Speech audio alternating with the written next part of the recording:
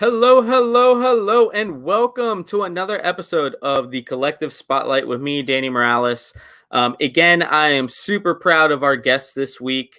They've been putting together, we actually, instead of having somebody here to talk about number one, we have somebody coming on talking about their new issue of number 5 that ends their first story arc. Without further ado, it's been one of my favorite books. I have both of the Miranda brothers out here from the book We Live by Aftershock. We have Roy and Inaki. Steven, can you bring them up on the screen for me, please? Hello, guys. How are y'all doing? Hello. Hello. Thanks for joining us. No problem. So you guys are in Spain right now, right? Where it's like, what are you guys, 6 hours ahead? Yeah, exactly. 6 hours. Right now it's 11:30 here. So yeah, literally we're in the afternoon over here. You guys are getting ready for bed. But thank you so much for joining us, guys.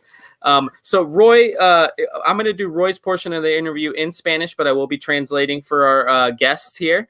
But Inaki, while I have you here, talk to them a little bit about what We Live is, the story that you started in issue 1. Talk to us a little bit about it. We Live is really a story about the end of the world. Let's say after the first apocalypse, because there's a series of catastrophes and calamities that start to happen since the year 2050.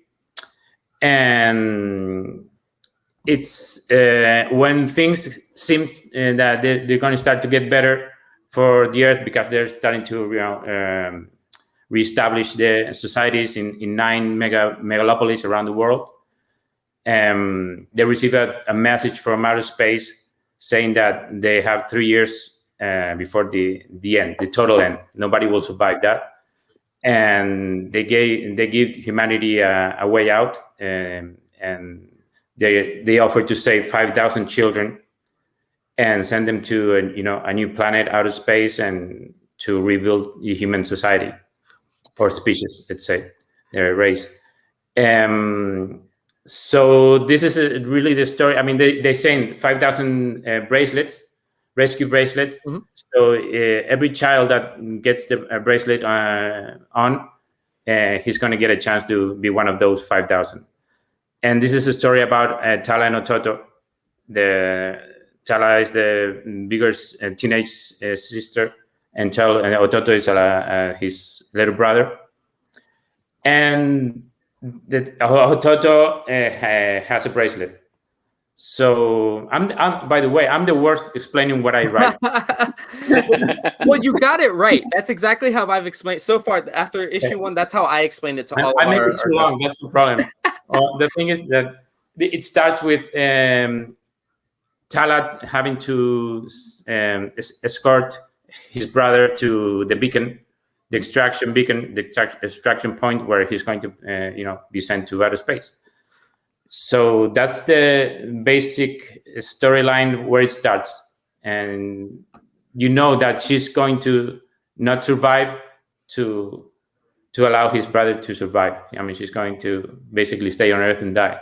Yeah, and I think one of the and this is what I've been waiting to ask you guys about, because honestly, from issue 2, you very much realize she's gonna do anything she can to make sure her brother survives. And it's a very awesome story of family, I think. And is that how you guys went about creating this? It's very much about family? Yes, very much, because we wanted to have a real bond between the characters. I mean, that everybody has a family, everybody has a mother, a father, and almost everybody has a brother or sister. So it's the most basic, relatable emotion that you can get. So, and talking about family, you guys got to work on the book together. Roy, what was it like getting to work on a book with your brother? ¿Cómo fue trabajando en un libro con tu hermano? It was a good experience. Ha sido algo positivo porque nos conocemos, nos enfadamos y nos queremos. Y eso ayuda a que encontrásemos rápido el punto exacto para trabajar los dos de lo que queríamos conseguir. Y creo que desde pequeño siempre hemos querido trabajar juntos, hacer algo juntos. Por lo menos hablo por mí, ¿no? Pero creo que siempre de hecho, that's important. Intentó enseñarme a colorear cómics para ayudarme un poco a pues hacer algo juntos, pero Yeah, I remember. I forgot about that. Yeah. when I was a teenager, I was a rebel kid. Digamos que desde que soy pequeño siempre hemos intentado encontrarnos. Y ha sido con Willy cuando hemos trabajado juntos. Perfecto. So Roy was just saying that, you know, they since they know each other so well, the chemistry is already there, and they kind of know where to meet at every point. And then he brought up a point that his brother had taught him how to start coloring back in the day, and clearly you had forgotten about that. Do you want to tell us a little bit about that? I had forgotten about that. I think it was both. I have a very strange personality when I have a vision that I want to, you know, put on the page. So I think I was too rough on him. He was, and he almost broke the computer. He threw it. Oh, you didn't make it easy, huh? It wasn't easy. No. I really think it was my fault. But is this the first time that you guys have been able to work together on a published project like this? Yes. Oh wow, wow. So now that I've had Roy's end of it, how was it like working with your brother? Oh, it was amazing. This time we got it right. I think it was meant to be so we could write together. That's the thing we can do really good. When you guys pitched this to Aftershock, did you guys pitch it together? Was this you pitching it to Aftershock and you just said, "Hey, I'd love to have my brother work with me," or you guys had created this from the beginning together? Yeah, we created from the beginning together, and we put the pitch together and send it as the Miranda brothers, and that was clear from the start. That's awesome. One of the other things that's really cool about your guys' book is when you open up the trifold, you guys have music. The QR codes. You guys did music for the book. Whose idea was it to have a soundtrack that went along with the book? Well, my brother is a hip hop artist, so he has connections in the music industry here in Spain. So he put the idea on the table, and I said, "Yeah, let's go for it." And he you know, both musicians that do the soundtrack are his friends, so it was really easy from the start and it was awesome to do that.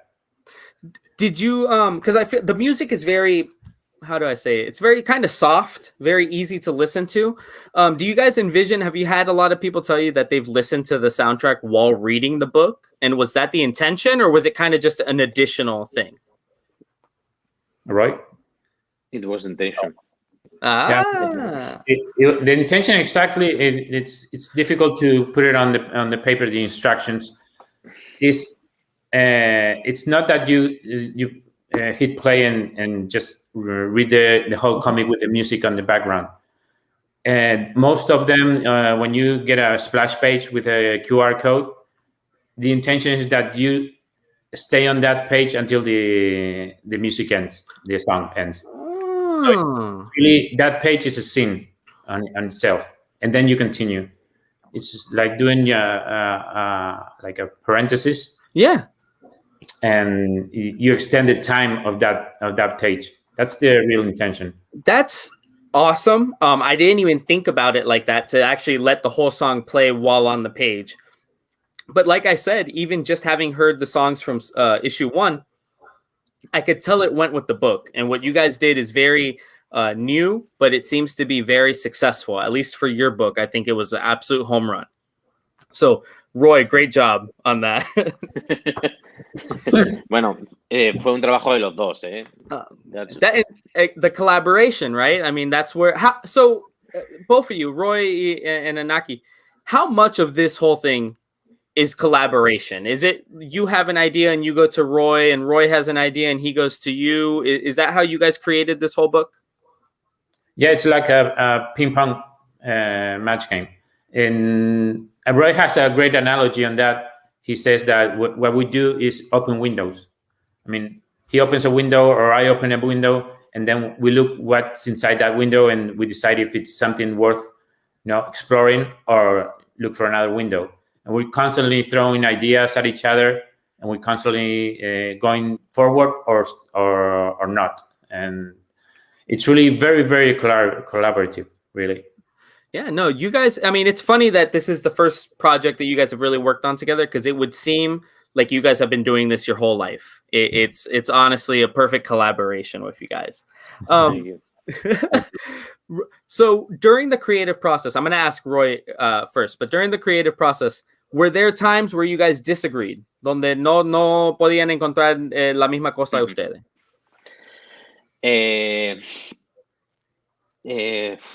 Tenemos como una regla, una ley, que si algo no funciona a los dos, no funciona a ninguno. O sea, si a uno de los dos no le funciona una cosa, no funciona a ninguno. No, y hasta que los dos no encontremos la que funciona, no seguimos. Perfecto. Y no imponemos, no es lo mío. No es pushy. No. So Roy was just saying that they have a rule. Actually, he called it like a law, that if it doesn't click for both of them, that it's not working, that it needs to click for both of them, which I actually, again, it shows that your guys' collaboration in this book was seamless. It seemed like, I mean, clearly you guys are brothers, but I mean, my brother lives, 4 hours away and we talk once a month. So you guys clearly are like this. But so yeah, we have like the nuclear button that you have to push to keys to this. If you don't, you can't launch it. That's the same thing. So every page is like the nuclear codes. Every page needs to be double approved. Now, did that make it a little bit longer to be able to complete the project? How long? What was how long ago did you guys start creating We Live to right now that we just finished the first story arc? It's funny because this started. I mean, we started talking about writing. We really started with another project that we have on the back burner, and then we started throwing more ideas, and then suddenly we had We Live on the table too. So I think it started We Live exactly maybe 5 years or 4 years ago when we started. Am I still on the show? Yep. We're focusing on you. I know. So, am I talking to myself? So it was really on a vacation. We did a vacation together, and we had the whole road trip talking, and that's when we solidified the idea behind We Live. And from there we just left like months and months in between, and then had a new idea, and I'd call him or he called me, and because we both had our jobs on the side. So, but then I told him that's the moment. Let's do We Live. I mean, let's put the pitch together and see what happens. And that's awesome. So 5 years, you said, about 5 years, right? And you guys finally have the end of the first season. Yeah. How does it feel? ¿Cómo se siente a fin estar en final de un story arc? Hemos creado We Live para ese final. Y necesitamos ver qué ocurría y saber que iba a continuar. Y llegar al número 5 ha sido como lo que hace 5 años empezó siendo unas conversaciones con mucha ilusión, pues acabó siendo, no sé, pues probablemente lo que más me apetece ahora mismo es llegar al punto en el que estamos para poder continuar. So Roy says that, it's 5 years of hard work, but to finally see the issue 5, it needed to happen, it needed to get there, and it's the finale that they kind of wanted. But it's not really, without spoiling anything, you guys are going to be able to get to do a season 2. And in the back, when people read issue 5, you guys wrote a really nice letter to all the fans. And you said when you pitched it, it could have very well, We Live could have been pitched to be 5 issues. You guys would have been done. But because the sales and all the fans, now you guys will get to do a season 2 later this year. What did that mean to you guys? You know, like you said, 5 years led to this, but now it's done well enough that you will get to do some more. It's amazing. I mean, first, it wasn't 5 years of hard work. It was 5 years of just playing around, and then it was, 6 months of writing really hard. But aside from that, it was a risk. I mean, because you're pitching something that I can't spoil what we're really pitching as something that it isn't exactly what you're pitching. So we're risking that maybe the readers that like what we were. I'm talking in nonsense, but I have to because I don't want to spoil it. We're presenting something that maybe we were leaving out readers that really like that genre, but didn't know this book was about, played in that playground, Gotcha. So, but on the other side, I think we both feel very, there's a pride on being able to write about the heart of something without falling into, maybe the cliches of the genre, like doing something personal and seeing if it sticks. Yeah. Well, and it's funny talking about personal and personality. Your 2 main characters here, Tala and is it Hototo, right? Hototo? Yes. You guys, man, how do I say this? You didn't just bring them to life. You made them feel relatable to other people.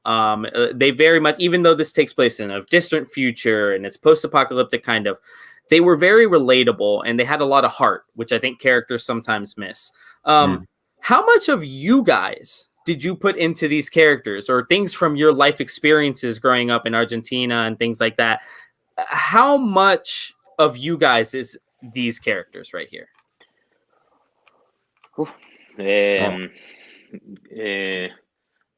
Somos el núcleo de nuestra familia, que son 4 hermanos y padre y madre. Somos una familia peculiar, pero muy unida.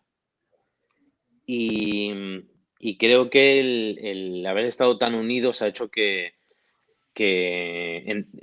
la piel o la sensibilidad o la humanidad interna pues la hayamos tenido siempre muy cerca el uno del otro. Y luego hay cosas peculiares dentro de los personajes en sí, como que Tala tiene cierta inspiración con mi hija, o que Hototo está inspirado en nuestro sobrino, en el hijo de nuestra hermana. Y digamos que hay muchos ingredientes que forman parte de nuestra vida o de nuestra familia o de lo que hemos respirado juntos. Okay. So Roy is saying that their family there's four brothers and their mom and their dad, but they're very united. And he was mentioning that the characters are based on a little bit of some of the people that they know in real life. You said Tala is based on My daughter. Your daughter. And then Hototo is based on your guys' nephew?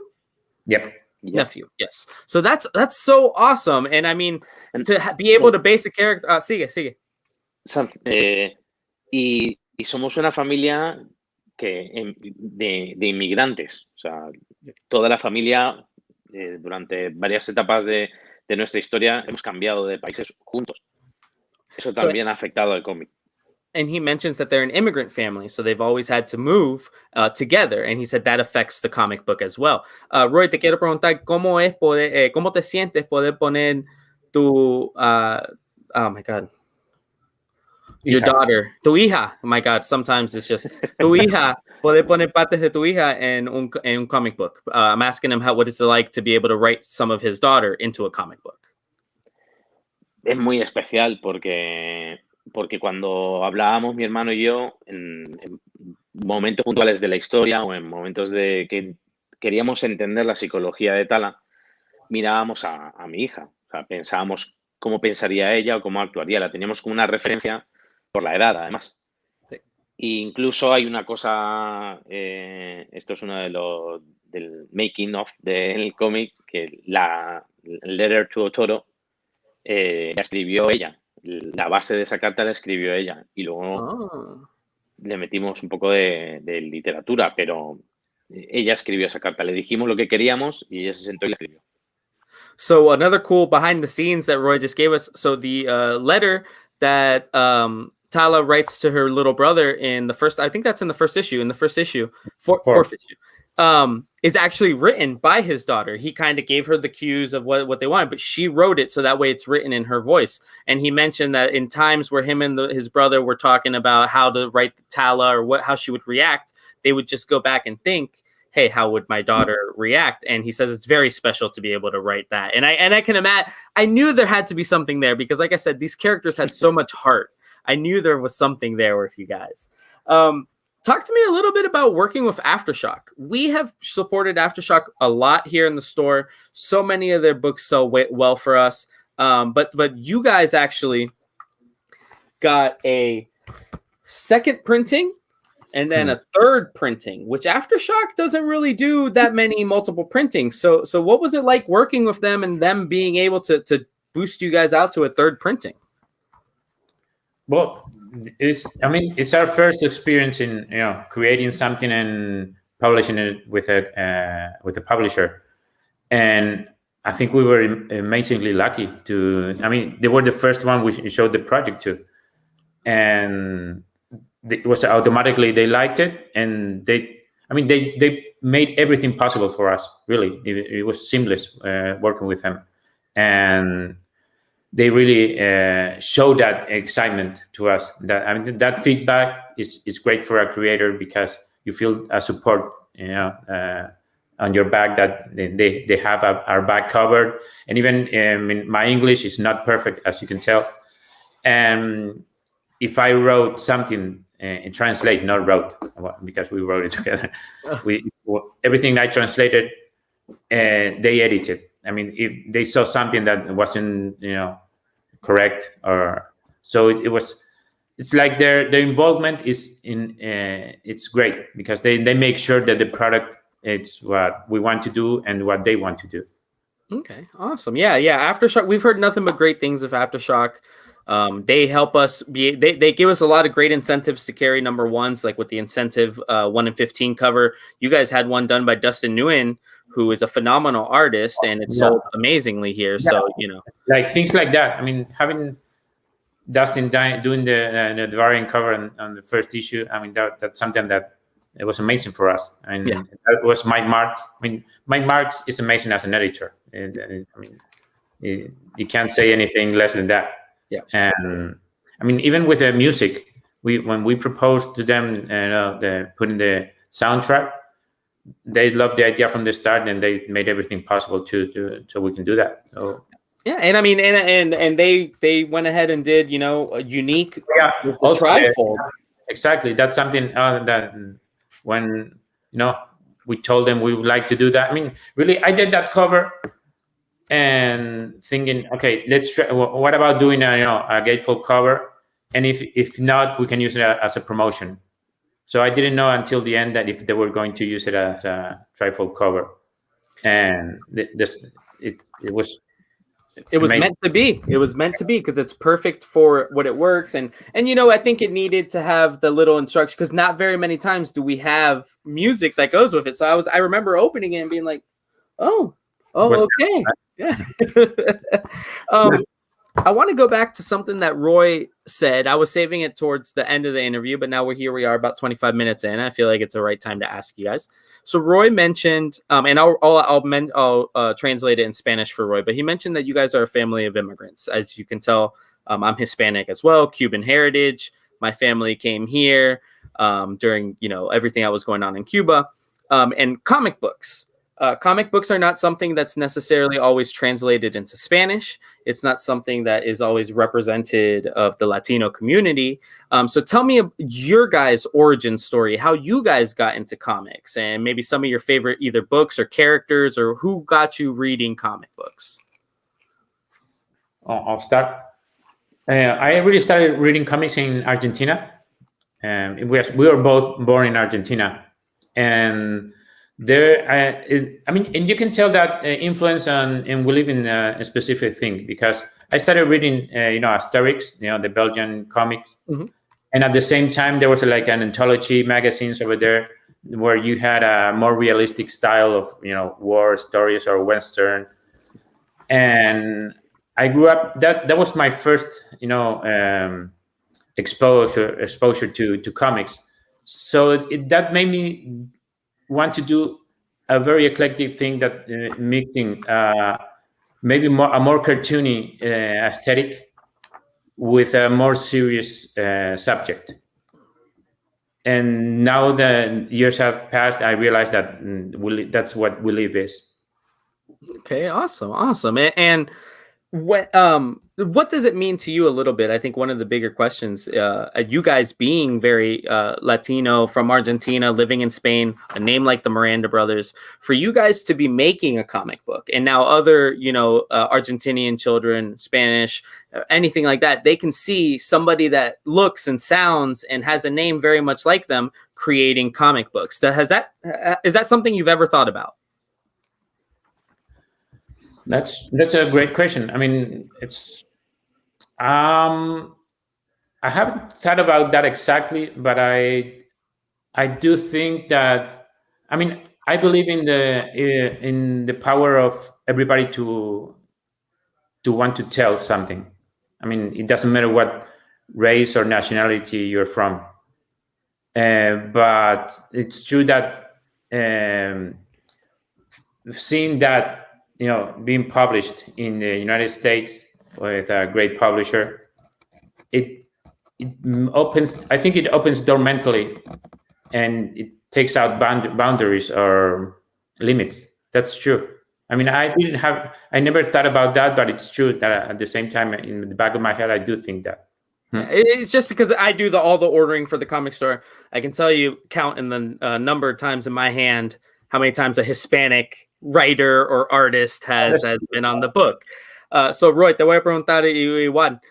Como tú dijiste, ustedes son una familia hispana que fueron inmigrantes, y no hay mucha gente hispana escribiendo o haciendo comic books, ni hay muchos characters en los books que son hispanos. ¿Cómo te sientes a ti ahora tener un libro que ha vendido bien bueno y ustedes siendo argentinos, hablan español, un demográfico que no es muy grande en comic books?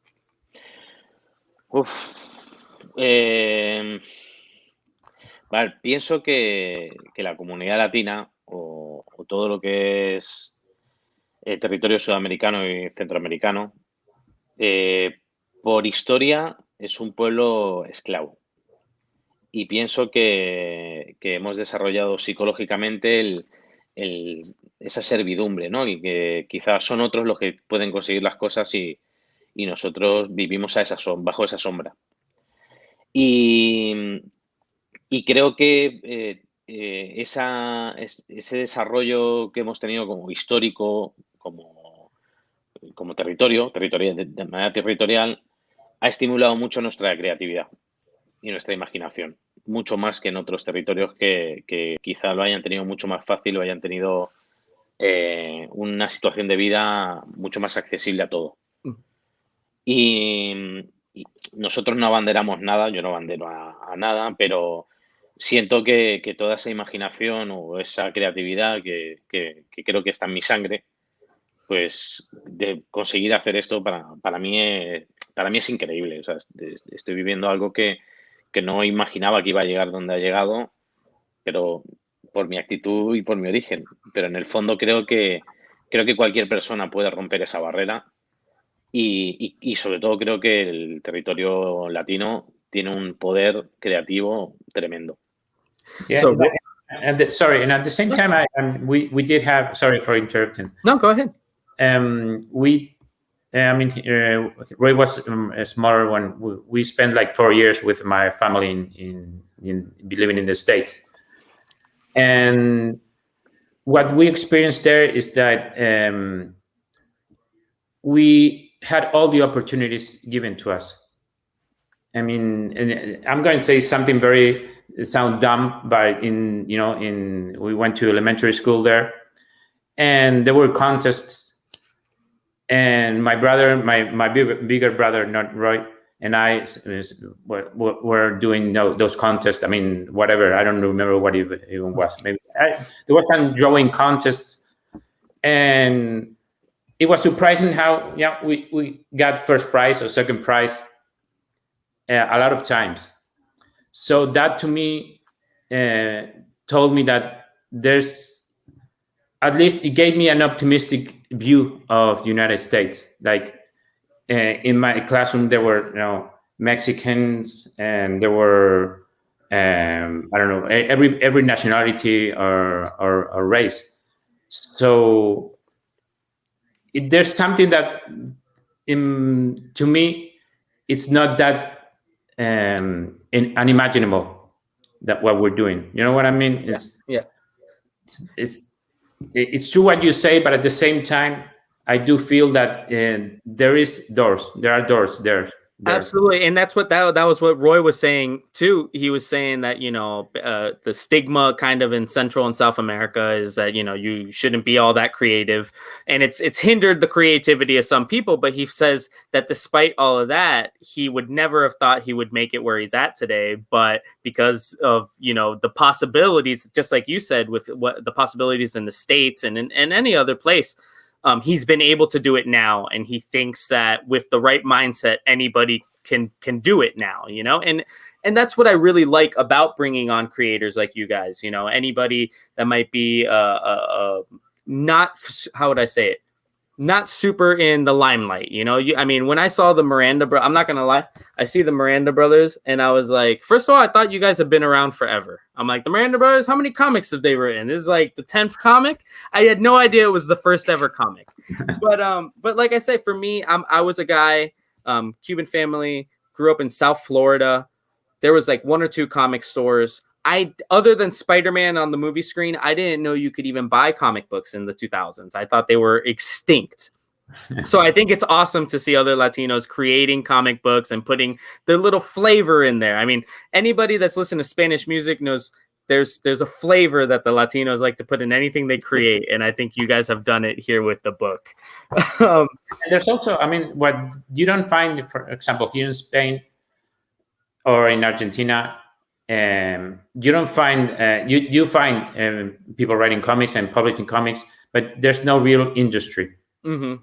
So what you're putting on the table is not just writing, but entering in a real industry. That's the hard part, I think, because in literatura.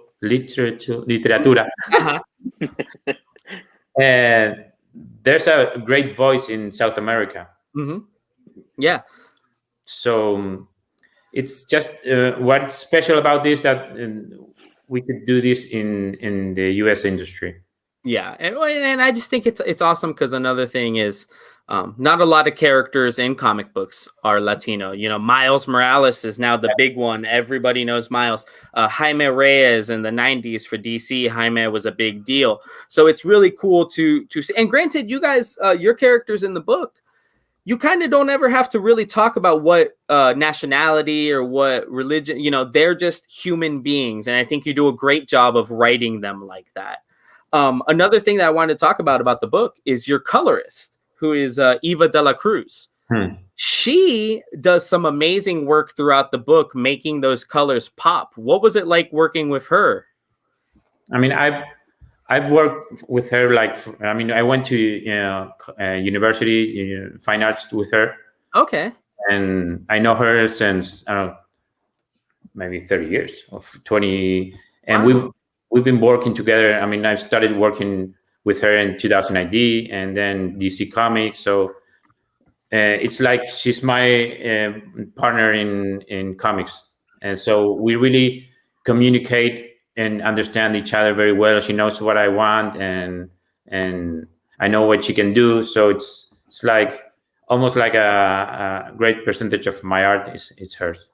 Yeah, no, it's her colors with your art, your lines and everything.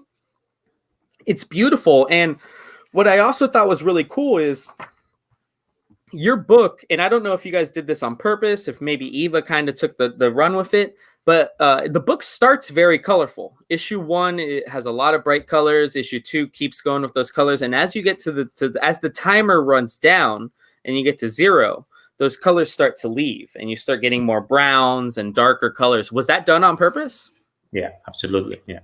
I asked Eva to do that. I mean, I wanted that. I mean, it's great that you caught it, because it's something that it should function. It should work without you noticing it. It's like, and it's something that it's the journey of Hototo, that he's starting to lose his innocence and start being contaminated. So Charles Arroyo, who was actually in the store earlier, asked if we could show the covers. So these are the second and third prints. We're completely out of first prints, as I think most of the world is. And then issue 5 is hitting shelves this week. Another beautiful cover. Like I say, the art is phenomenal. I mean, the colors on here, everything is perfect. They even threw a little blood in there. Yeah, we could do that. Cover for 2. Cover for 3, and then I think my favorite cover is the cover for 4. I love how he looks like a celebrity there. He's waving. So I'm not going to spoil anything, but we've already mentioned that you guys are getting a season 2. In terms of just the process of creating, you don't have to tell us anything about what's going to happen in season 2, but in terms of the process of creating, where are you guys going now? Do you guys have to start writing season 2? Is that already a little bit written? When can we expect it? Those types of things. We have the plot written down. Now we have to start doing the actual issues, but we know exactly what's going to happen. And we can't wait to reach the end of season 2, to be honest. Oh, wow. We're already there. Yeah. So, we already have a season 3 on in our minds. That it's mind blowing what we want to do. So it's going to be unexpected. That's for sure. So are you guys hoping to have that hit stands in 2021? I know things are crazy with the pandemic and everything, but is that the hope, to try to get it on the shelves by end of 2021? Yes. I think I don't know exactly what month, but it's going to be in summer. Awesome. Even better. I'll take summer before winter. I'll take it. I think I'm done. Trust us. We've been in the comic industry during a year of a pandemic already. We know that the release dates can move whenever now. Yeah. So before I let you go, I'm going to ask both of you guys, and I'll ask Roy in Spanish second. But you mentioned it in the back matter of this book. I mean, honestly, as I read that letter, I think a tear started coming down my eye, because I could tell that it meant a lot to you guys to be able to go to season 2. Well, it meant a lot to you guys to be able to publish the book, and then it meant a lot to you guys to be able to get the okay for season 2.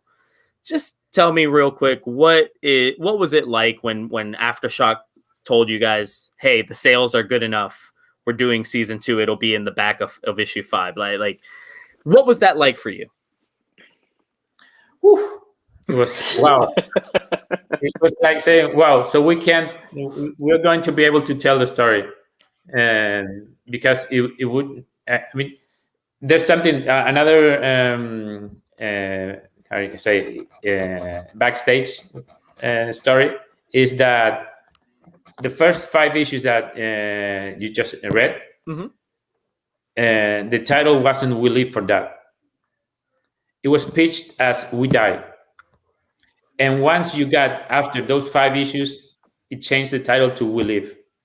Oh. So that tells you that the real story is after the issue 5. That was like what we wanted to do is, like everybody has the memories of a childhood that until you die, it's something that is really strong inside of us. So we wanted to have that done before we jumped onto the real characters. I mean, that's something that from now on, every story that you're going to read about, the characters, you're going to remember their childhood. So that was what was so heavy about the news, that we could do that. Because if not, we would have stayed in this, those 5 issues. That is a nice story, but we wouldn't have been able to go on. So it was really, I mean, we called each other and said, "Wow." So did you get the phone call first, and then you called Roy to let him know? With an email. Yeah, we got it in a mail. Yeah. Oh. We both knew it at the same time. Yeah. Oh, wow. So, Roy, te voy a preguntar a ti igual. En la letra que ustedes escribieron aquí atrás de issue 5, de verdad se podía ver que ustedes pusieron tu corazón en esa letra. ¿Cómo se sentía ustedes el momento que vino la letra y que él te llamó y que ustedes podían hacer el segundo season?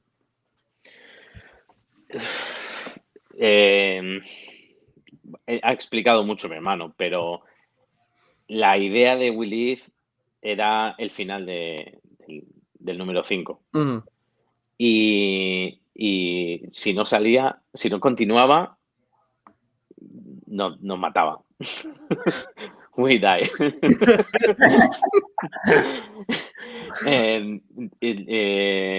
Entonces, durante muchos meses hubo una tensión de please.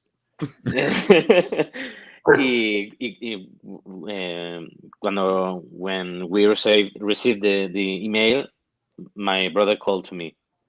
¡Woo! ¿Había una fiesta o no? Bueno, no, fue COVID, no podía hacer fiesta. But no, I mean, that's crazy, because especially since you guys, first of all, this is an awesome, great project for you guys, published here in the States, Aftershock, all of those things are great.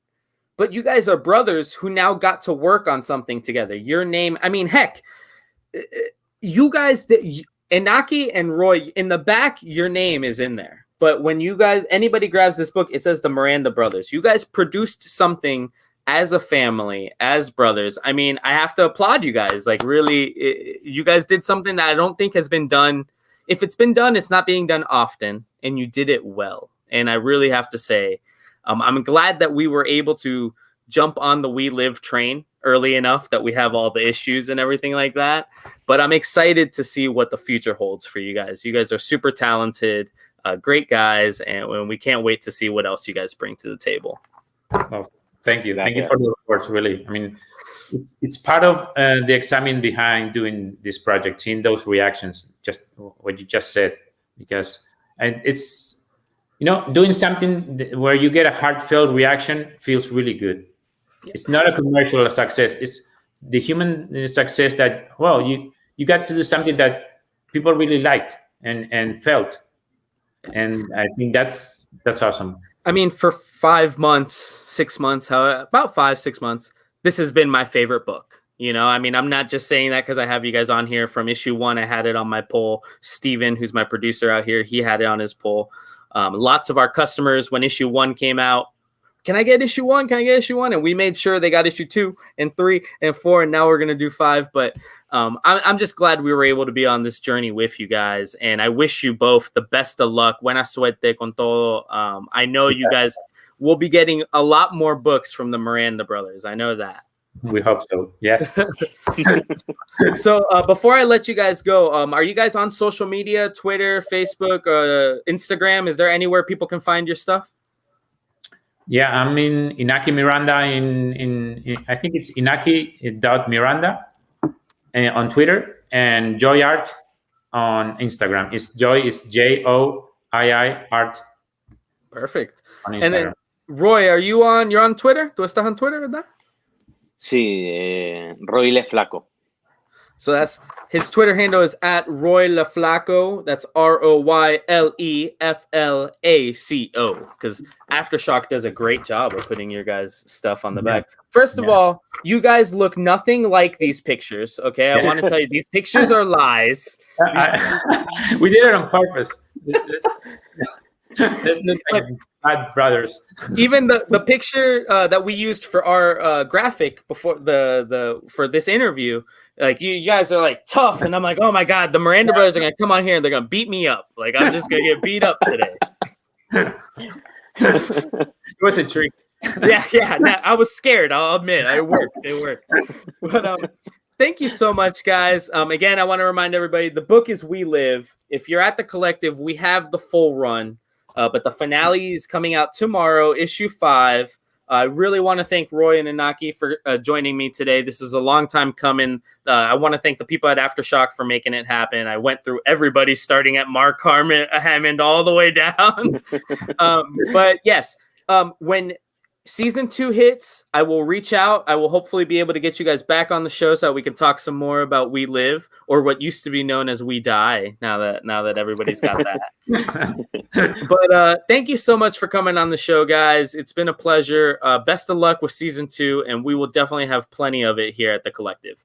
If you guys are ever in Central Florida, if the Mouse Disney has you visiting, please come see us. We will make space for you. We will have books for you to sign. You guys are celebrities here. We will treat you well. Thank you. Well, thank you so much. We will tell you if we will go there. You guys have a good one and enjoy a little bit of time off before you start writing the next book, I'm sure. Thank you. We will. Thank you. Take it easy, guys. It was good having y'all. Get some sleep. Yes. Goodbye. Bye, Danny. Bye, guys. So that was Steven. You're going to throw up. There we go. So that was the Miranda brothers. I want to give a huge shout out to those guys and everybody at Aftershock. They're in Spain. It's probably 12 o'clock, 12:30 over there now. So thank you for them for joining us. The book is We Live. Issue 5 hits shelves Wednesday. Awesome finale to an awesome series. We have second and third prints in number 1. And we have issues 4, 3, and 2 here at the Collective. These are my favorite books, and when we get trades of these, trust me, everybody who hasn't read this will be be told that they have to read this. So thank you very much for joining us on another issue of the Collective Spotlight. We'll be back tomorrow, Wednesday, 5:30 for the Collective Happy Hour auction. As you can tell, Steven has tons of great things here. So that will happen tomorrow. And take it easy, guys. We'll see you tomorrow. Same Collective time, same Collective place. And thank you to the Miranda brothers.